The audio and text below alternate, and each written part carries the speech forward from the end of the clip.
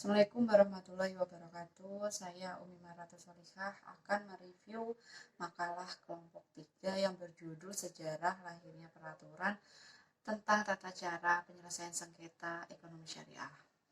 Yang pertama yaitu sejarah lahirnya Peraturan Mahkamah Agung Nomor 14 tahun 2016. Sehubung dengan lahirnya Perma Nomor 14 tahun 2016, yakni bahwa perkembangan hubungan hukum di masyarakat dalam bidang ekonomi, khususnya bidang perjanjian yang menggunakan prinsip-prinsip syariah, mengalami perkembangan yang signifikan. Oleh karena itu, dengan berkembangnya hubungan hukum di bidang ekonomi syariah, khususnya dalam hal perselisihan antara pihak dalam perjanjian yang menyangkut penggunaan akad syariah. Dalam perkembangannya, terutama dalam perkembangan hukum di bidang ekonomi syariah dan perdata, masyarakat membutuhkan suatu prosedur penyelesaian yang lebih sederhana, cepat, dan lebih murah.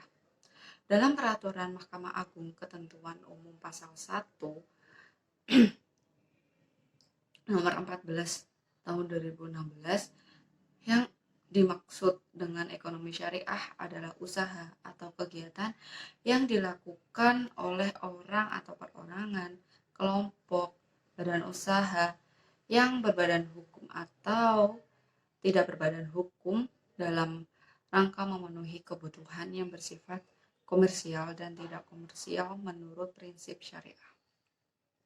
Yang kedua yaitu perkembangan hukum ekonomi syariah di Indonesia.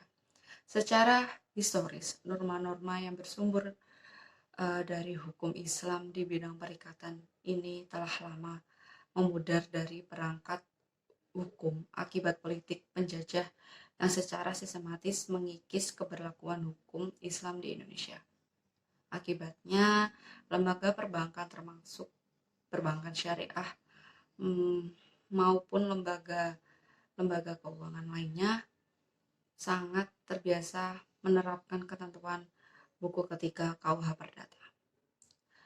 Sejalan dengan bermunculnya lembaga-lembaga keuangan syariah dan dengan adanya undang-undang baru tentang peradilan agama, kedudukan hukum perjanjian syariah atau akad sebagai bagian dari materi hukum ekonomi syariah secara yuridis formal semakin kuat.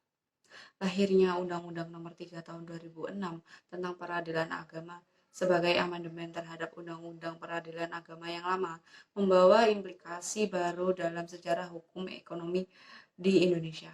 Selain itu, hukum ekonomi syariah bertaut dengan hukum perbankan syariah sebagaimana diatur dalam Undang-Undang Nomor 21 Tahun 2008 tentang perbankan syariah.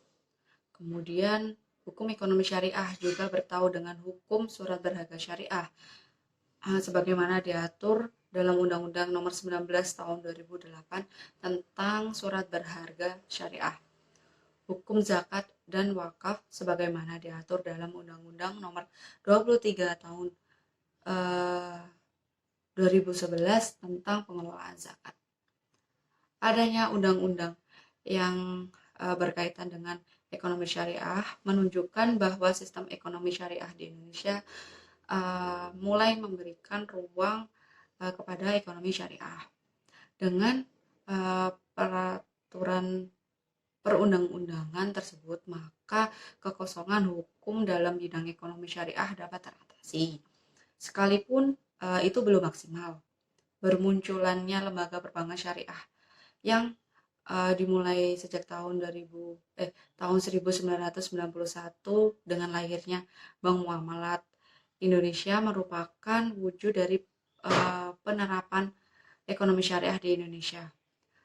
Secara konstitusi, keberadaan lembaga perbankan syariah sebagai bagian dari ekonomi syariah itu sudah diakui. Sekian yang dapat saya sampaikan. Bila ada salah, saya mohon maaf. Wassalamualaikum warahmatullahi wabarakatuh.